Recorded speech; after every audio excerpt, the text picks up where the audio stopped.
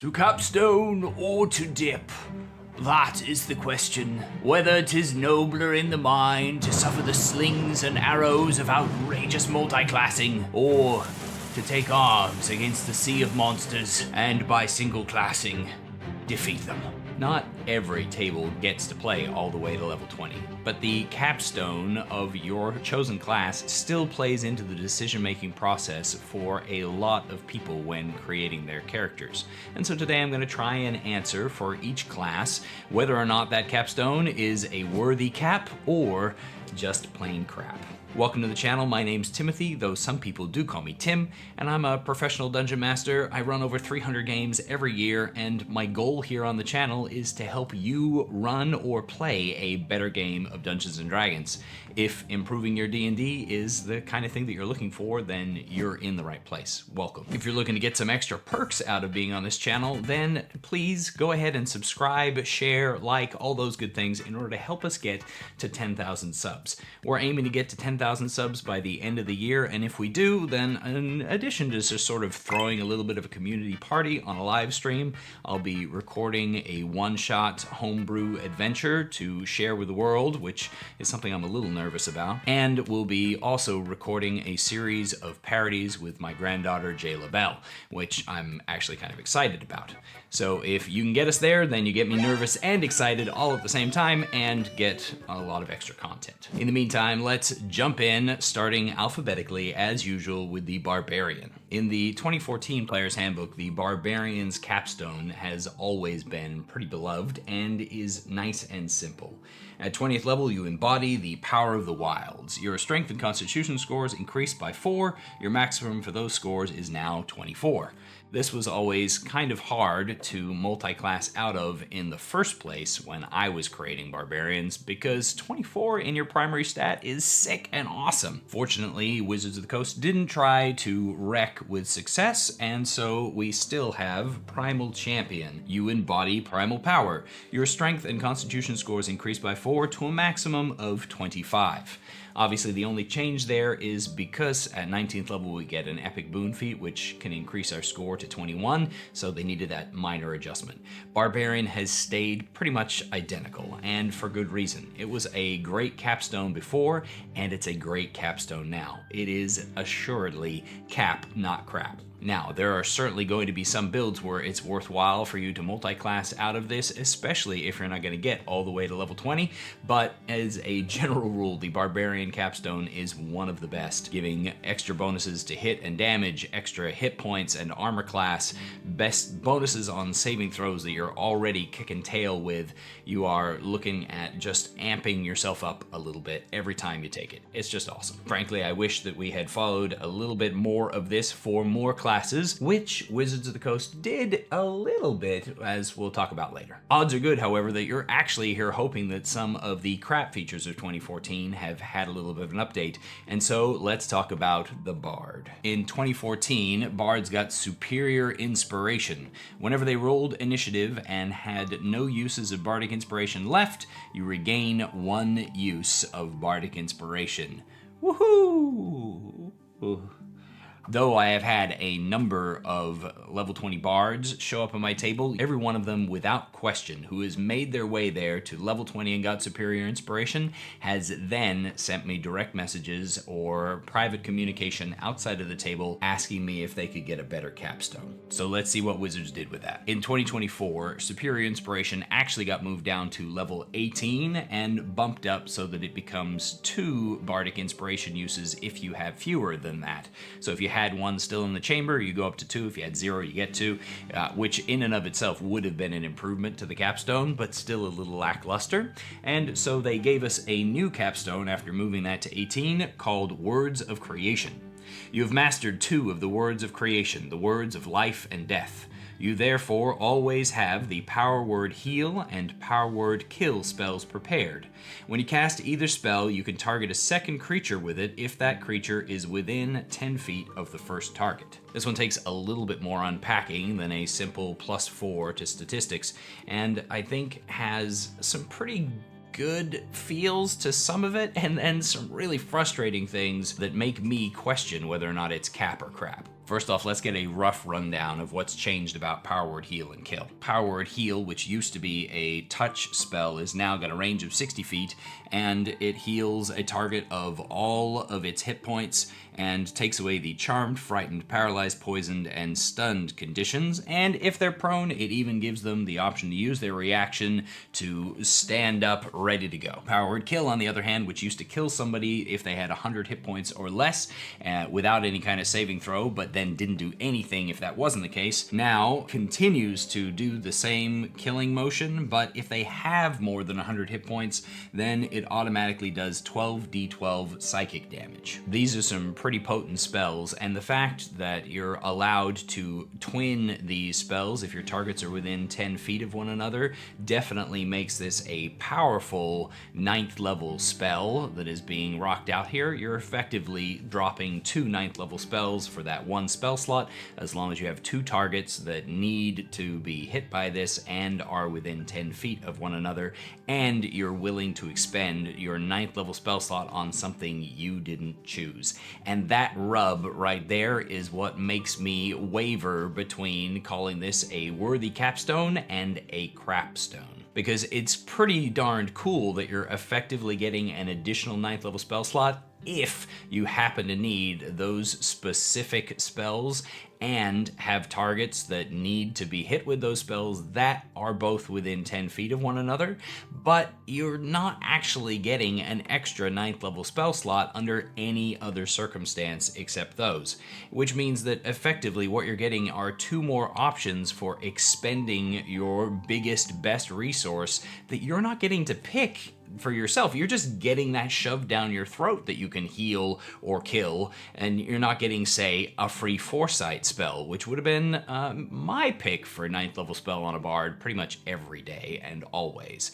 I just love that spell. So in my opinion, the bard capstone wavers somewhere in the middle, but edges just slightly towards being crap instead of cap, simply because you don't get a lot of choice about it, and it is utilizing your own biggest, best, strongest resource in order to gain this ability. If we had taken off the 10-foot targeting thing and just given them the ability to cast one of those as a non-spell slot worthy action once per day, then this would have been a cap instead of crap. We've got a lot to cover, so let's move on to clerics. In 2014, however, Divine Intervention had a small percentage chance of success with a huge payoff of basically being able to cast the version of Wish that Mother May Eyes and asks the DM for whatever it is that you happen to want. And with that, you had a 1 in 10 chance to start that slowly improved up till 19th level, and then your 20th level ability is at 20th level, your call for intervention succeeds automatically, no roll required. This was all left up to DM interpretation as to how your god would intervene and help and would answer the prayer that you called for, but was generally considered to be very, very powerful. You can't use this ability again until 7 days has passed if you're successful in using it, but it wasn't really terribly well defined, and it was clear that the designers wanted to move away from that lack of definition when they introduced Divine Intervention in 2024. In 2024, Divine Intervention at 10th level is a magic action that allows you to choose any cleric spell of level 5 or lower that doesn't require a reaction to cast. As part of the same action, you cast that spell without expending a spell slot or needing material components. You can't use this feature again until you finish a long rest. This became a daily extra 5th level or lower spell slot that broke a handful of rules by allowing long casting times to be able to be cast pretty much instantaneously, which is pretty darned potent and a great 10th level ability. The 20th level ability again builds upon the 5th level ability by allowing you to add the Wish spell to the list of spells that you could cast with your Divine Intervention. However, it also says that if you choose to use the Wish spell, you can't use Divine Intervention again until you finish 2d4 long rests. Interestingly, Average 7. The problem with this particular capstone is that, for one, making it 2d4 long rests means that if you're using Wish for the safe option of adding an 8th level spell slot that you can use on any spell from any list to your character, then you're going to be without that option for an average of 7 days, which is a long time in some campaigns. Because it doesn't mention any kind of restrictions on using the Wish spell, it means you can use it for the other options that Wish presents, but all of those options come with the same kind of wish sickness that was included in 2014 and now in 2024, including that any other spells that you cast during the day are going to deal necrotic damage to you, 1d10 per level of the spell slot that you expend as you're casting them. You're also going to have a strength score of 3 for 2d4 days, and incidentally not the same 2d4 days that you are lacking in your god's presence and assistance, meaning that you could end up either being without Wish for longer than you're weak, or being weak for longer than you have Wish. Not available. Anyway, you get the point. And there's also still a 33% chance that you can no longer call upon your deity to cast Wish, because there's nothing in the text saying that it takes away that 33% chance of being unable to cast Wish ever again if you suffer the wish sickness stress. And that failure to address the weaknesses of Wish, or to limit it down to the casting of an 8th level spell slot and make it still a daily opportunity, is what takes the Divine Intervention from being an awesome capstone and switches it a little bit down to being crap. It's not that it won't feel awesome to break out that Divine Intervention in a seriously deadly, dangerous, and scary moment when you need to bust out the wish sickness option of a wish spell in an emergency. That'll still be a great emergency option for players to utilize, but on a daily, day in, day out basis, you're going to leave that guy as a break glass in case of emergencies. You're not going to just be using it repeatedly. And that's kind of sad, especially when you compare it to something like the Barbarian, who's getting benefits every single round. On to the Druid. In 2014, the Druid's capstone was pretty simply the ability to use Wild Shape an unlimited number of times, which for Moon Druids was exceedingly powerful, and for everybody else was cool. There were a couple of other subclasses that came out later that built upon Wild Shape abilities that were also kind of neat when you had an unlimited number of uses, like for instance the Circle of Stars, but ultimately and essentially it was a largely irrelevant feature for certain druids, and for others it was the absolute basis of everything that they did. There's been a lot of changes to Wild Shape in 2024, including the ability to spend spell slots in order to regain more of your wild shapes during the day with no action cost. So it's not necessarily as true that we need the unlimited ability that was built into here, but Archdruid in 2024 still has a little touch of that. The Evergreen Wild Shape means that whenever you roll initiative and have no uses of Wild Shape left, you regain 1 expended use of it, meaning that you can burn yourself out on wild shapes and still trust yourself to go into combat, get 1, use it in combat, and after the fight is over, if you need a wild shape for any reason, you can expend a spell slot to be able to restore it. So it's effectively a little closer to unlimited, especially since you don't lose your wild shape by losing the temporary hit points that are now given to you. And so while you won't have the unlimited engine of hit points that Circle of the Moon Druids used to have, you'll still have access to whatever form you might decide that you need, and you can burn through your spell slots for those extra hit points and extra forms that you might need. But that's not where things end for the Archdruid, as they also gain the Nature Magician ability. You can convert uses of Wild Shape into a spell slot, no action required. Choose a number of your unexpended uses of Wild Shape and convert them into a single spell slot, with each use contributing 2 levels. For example, if you convert 2 uses of Wild Shape, you produce a level 4 spell slot. Once you use this benefit, you can't do so again until you finish a long rest. We're going to come back and talk about this one more in depth. You also gain longevity, which essentially is that for every 10 years that pass, your body only ages 1 year. This feature used to be a part of the Timeless Body feature at level 18, but they made some changes there. So when it comes to this capstone, and particularly the Nature Magician ability, which is probably the reason that this capstone exists, because getting one wild shape back every time you go into initiative is not exactly world changing, and is indeed a downgrade from the 2014 version. But Nature Magician, the way this is worded out, because we now get more wild shapes depending on how many levels we have in Druid. At 20th level, you've got 4 wild shapes if you have a full tank of gas, meaning that you can expend 4 wild shapes using this ability to get a free extra 8th level spell slot once per day. And then you go down to having 0 wild shapes available, which of course is what kicks in your evergreen wild shape ability, so you can get 1 wild shape for every combat that you enter from then on out.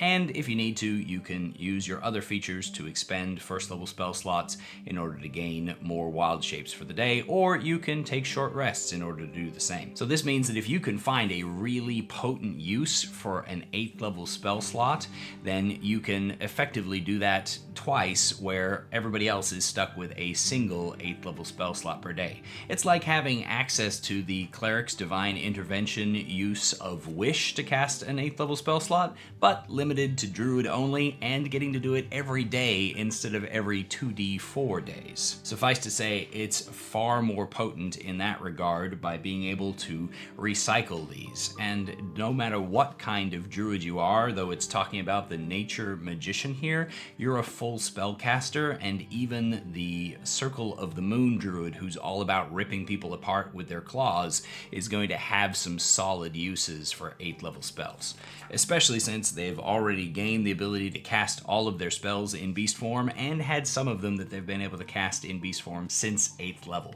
So a nice buff spell that's going to provide you with a slew of extra damage, and being able to do that twice in a day at the cost of making sure that you expend the spell slot first and use this ability as quickly as possible is a very worthy use of Nature Magician and this capstone. It's going to take a little bit of finagling around in order to use it as effectively as possible, but this capstone, while it hovers somewhere in the middle, I think pushes just over into the cap side, where it might be worth sticking out all the way to level 20 as a Druid in order to get that benefit. The Fighter's Capstone in 2014 was notable for being a footnote in a 5th level ability, in that essentially they gain extra attack at 5th level, which gave you a 2nd attack, and at 20th level then you finally got access to another extra attack, giving you a total of 4 attacks for every attack action that you spend on your turn. 2024 hasn't really changed anything, they just changed the format so that 3 extra attacks was its own feature instead of being hidden as a 5th level ability. It reads, you can attack 4 times instead of once whenever you take the attack action on your turn, which is pretty straightforward. Fighters who are going to make it all the way to level 20 and are going to get the opportunity to make 4 attacks as an action, 4 more attacks as an action surge, are almost certainly going to be drooling over this 4th attack. That said, though it does have a solid potential for additional damage, there are still a number of dip options that are out there that could increase the damage by similar amounts depending upon the style of weapons that you are using. So this is not absolute slam dunk capstone that requires you to stick with fighter all the way, not by any stretch of the imagination. However, it is a solid capstone that feels great when you get it, having access to another attack every round, and sometimes being able to double that or find other ways to double down on it is awesome, and fighters love it. So this capstone still is solidly ranked as a capstone, not crap, but it is not a be-all, end-all, as we'll talk about in a little bit for the next class. There has been a lot of shade thrown at the monk since 2014, and the different abilities that they have, or lack of ability that some people feel that monks have at the table. Me personally, I've always felt like they're a great class, and the ones that I've seen play from 0 to 20, which include 4 different examples at this point, are They're still potent characters in and of themselves and have been loads of fun for their players, but they've been really amped up to 11 in 2024, and their Capstone was a really crappy Capstone before and has seen a huge improvement. The old Capstone, Perfect Self, was that at 20th level, when you roll for initiative and have no key points remaining, you regain 4 key points. Now, this was notably tough because not only do you regain your key points on a short rest, so burning through all of them at level 20 wasn't necessarily a super common action, and it sort of required you or encouraged you to actively burn through them if you got down below a certain point in order to trigger this Capstone if you got into a fight. But 4 key points at high levels could be burned through in literally less than 1 round, with the way that Stunning Strike allowed you to cap in on your flurry of blows and all that kind of goodness. Essentially, 4 key points just wasn't really all that great or all that much, very similar to the reason why we were so frustrated with the Bard's Capstone in 2014. So it did feel like a really lazy and minor boost to the monk that only kicked in perhaps once in all of the time that I had characters playing at 20th level with a monk.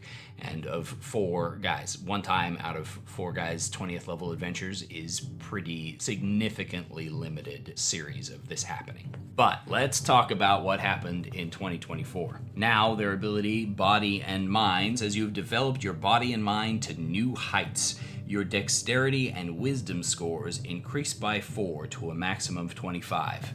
Essentially, we've gone ahead and copied the Barbarian, but there is a little difference. And the difference is that this is way more amazing and powerful. Because a monk relies on their dexterity and wisdom in a slightly different way than the Barbarian relies upon their strength and constitution, this boost is outrageously good. Increasing dexterity and wisdom by 4 means increasing their attack and damage rolls by 2, just like Barbarian, but also increasing their initiative by 2, their armor class by 4, the 2 most common saving throws in the game by 2, the most commonly used perception checks by 2, and all of the skills pretty much that they have in general by 2. Not to mention the saving throws of their monk abilities, which are many and varied through the subclasses and kind of kick tail. Monks getting a +4 to these 2 stats sets the bar for awesome capstones and makes it really challenging for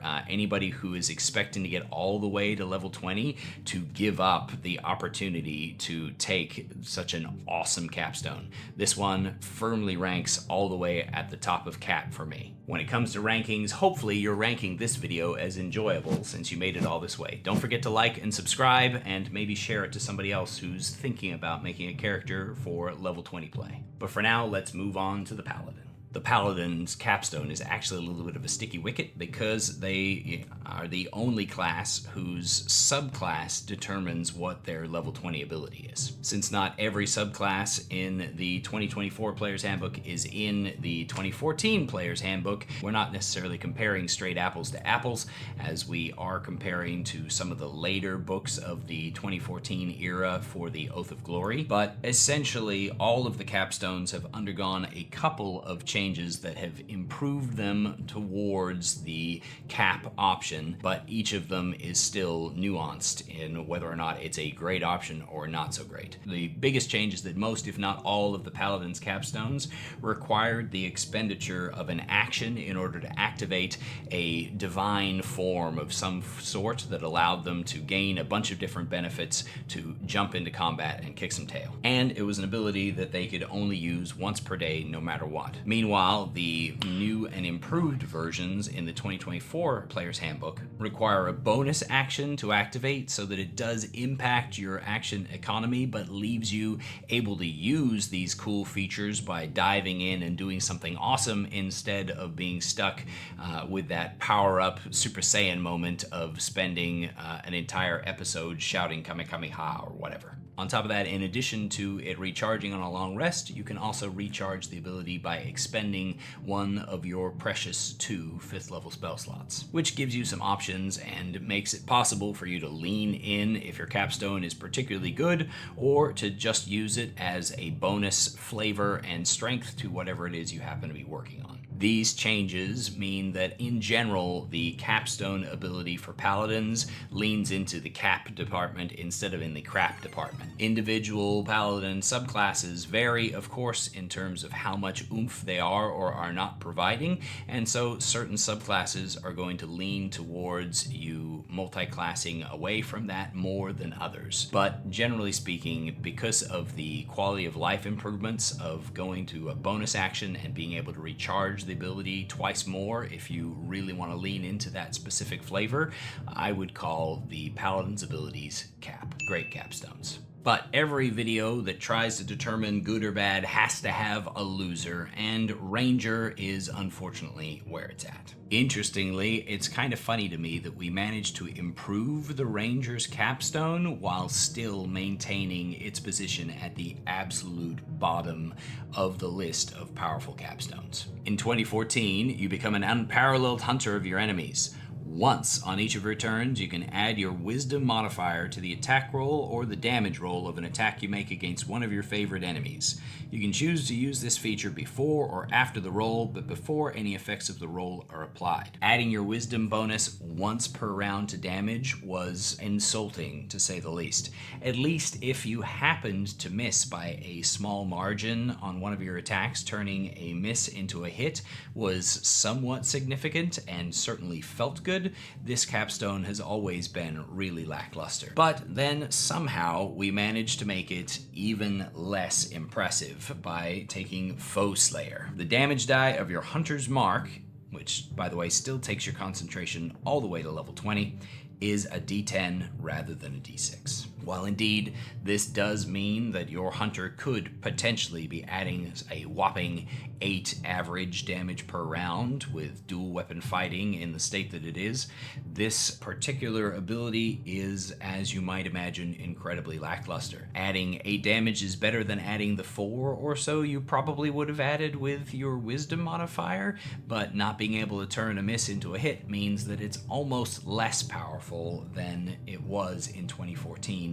And frankly, there's just nothing redeeming about it that can be said except that this is a really feels bad crapstone for the Ranger. I don't know exactly which Ranger peed in Crawford's cereal bowl when he was a child, but somebody definitely made a boo-boo with the Ranger's capstone. I'm personally actually still a fan of the Ranger class, and I feel like the subclasses and the spells really sell it. I did a video on how I think that that's still a solid class, but that capstone is just so boring and unimpressive that I wouldn't blame anybody for finding a single level dip to be able to throw in here just for funsies. If I was creating a Ranger, that would probably be a monk dip so that I can make unarmed strikes and grapple with my dexterity and my bonus action, and could use my 2 primary dex and wisdom stats for armor class instead of wearing light or medium armor and needing a shield. But that's just me. You do you. The 2014 Rogue's ability Stroke of Luck was a reasonable ability, though certainly not one that would encourage too many people to step away from a multi-class opportunity. At 20th level, you have an uncanny knack for succeeding when you need to. If your attack misses a target within range, you can turn the miss into a hit. Alternatively, if you fail an ability check, you can treat the d20 roll as a 20. Once you use this feature, you can't use it again until you finish a short or long rest. Essentially, once per short rest, you could turn a miss into a hit or a failure of an ability check into a natural 20 on an ability check. Obviously, this was carefully crafted in order to avoid giving you a pocket crit, but things have changed in 2024. You have a marvelous knack for succeeding when you need to. If you fail a d20 test, you can turn the roll into a 20. Once you use this feature, you can't use it again until you finish a short or long rest. D20 tests, notably as as a clarified term in the glossary of the 2024 book, include attack rolls, meaning that now you do have a pocket crit on a rogue, which seems like it should be incredibly awesome. However, there is a little bit of a snag that is kind of frustrating and or confusing, and that snag is that in order to use your stroke of luck, you need to fail first. This means that you can't just use a pocket crit to turn an important attack into a critical hit. You can only turn a miss into a critical hit, meaning that all of the work you're doing to make sure that you have advantage and to stack your attack rolls and the like is actually working against you if your goal is to horribly murder a guy in the first round of combat, a la the assassin. And that kind of feels bad. The ability to use this every short rest means that it could come up fairly frequently if you're going to be missing on a regular basis, and misses happen, and misses do feel really bad on a rogue that doesn't always have a bunch of other options.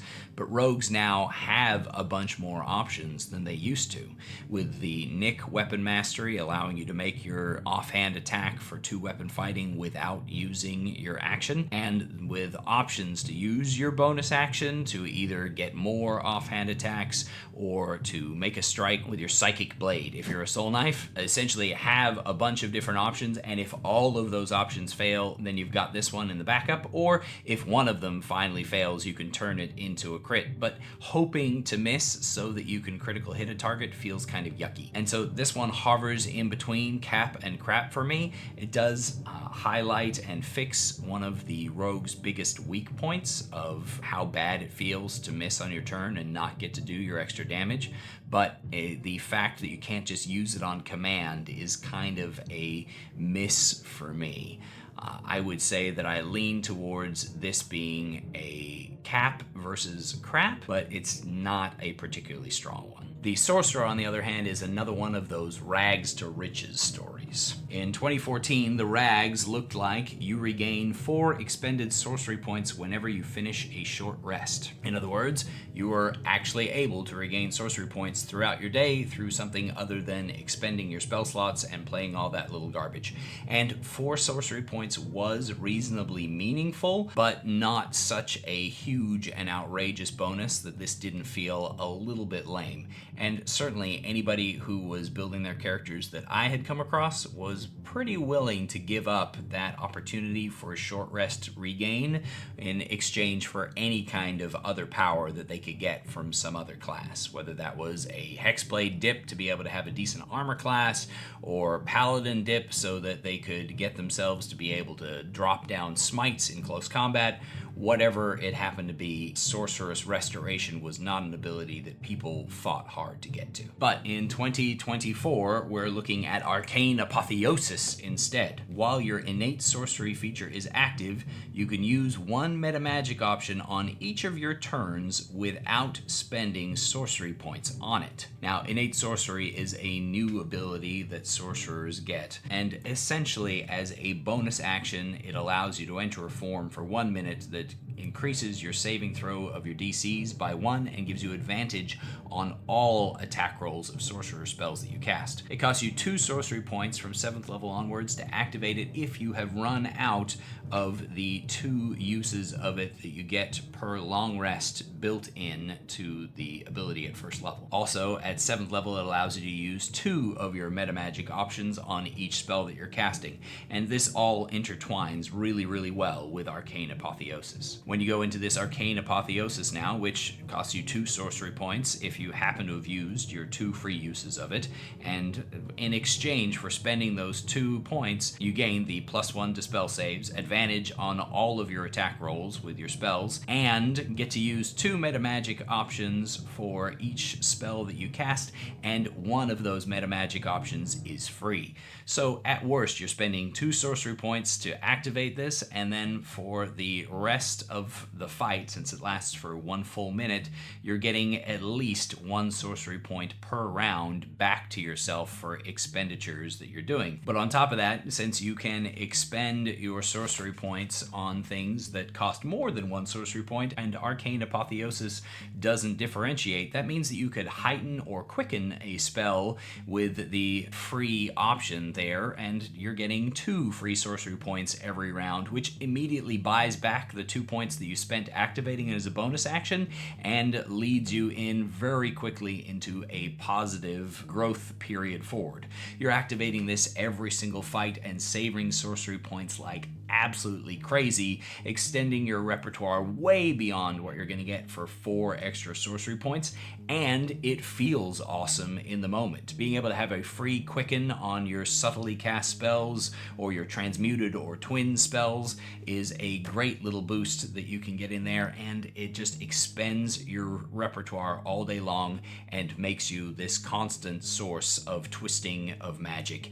It's going to be great. Arcane Apotheosis solidly lands in the Capstone feature for Sorcerer and makes it very tempting to go the full way, so that at the end of your career you can just fling meta magic around like absolutely wild. But with the good must come the bad, and the Warlock is definitely bad. At 20th level in 2014, you could draw on your inner reserve to have mystical power while entreating your patron to regain expended spell slots. Spending 1 minute entreating your patron for aid to regain all your expended spell slots from your Pact Magic feature. Once you regain spell slots with this feature, you must finish a long rest before you can do so again. Given that at 20th level you have a whopping 4 spell slots, you are essentially were able in 2014 to spend a full minute, meaning it wasn't something you can do in combat, to regain 4 and only 4 spell slots. The number of spell slots that you were able to gain was definitely 4. Now, this capstone was largely decried as being kind of crap in the first place, since if you were taking a minute, you're already not doing this action in combat, and if you were out of combat, you could potentially push to try and get yourself a short rest. Once per day, being able to get your 4 spell slots back was kind of useful, but it was only if you'd expended everything that you had. Warlock is already the kind of class that ends up being dipped into instead of taken full class a lot of the time, because it has a lot of potential for boosting other classes, and this capstone was pretty stinking lackluster. Now, interestingly, in 2024, they tried to address this, and then they just failed miserably and doubled down on awfulness, because they addressed it by giving you this capstone feature at level 2. Magical Cunning at level 2 allows you to perform an esoteric rite for 1 minute. At the end of it, you regain expended Pact Magic spell slots, but no more than a number equal to half your maximum, rounding up. Once you use this feature, you can't do so again until you finish a long rest. You got this at level 2 when it gave you 1, and then from level 11 onward, it gave you 2 spell slots back every time that you expended this feature, which you could only do so once per long rest. So it gave you a tiny little bit of extra magic in the day when you felt like you needed it. Bye, baby. Essentially, it filled the exact same role as Eldritch Master, but the number of spell slots that you were getting back decreased significantly because of when you got it. By the time you get all the way up to level 20, you've been using this whenever you needed to regain 1 or 2 spell slots throughout the day, and tide you over until you could get a short rest, and it probably will feel like a reasonably decent level 2 ability.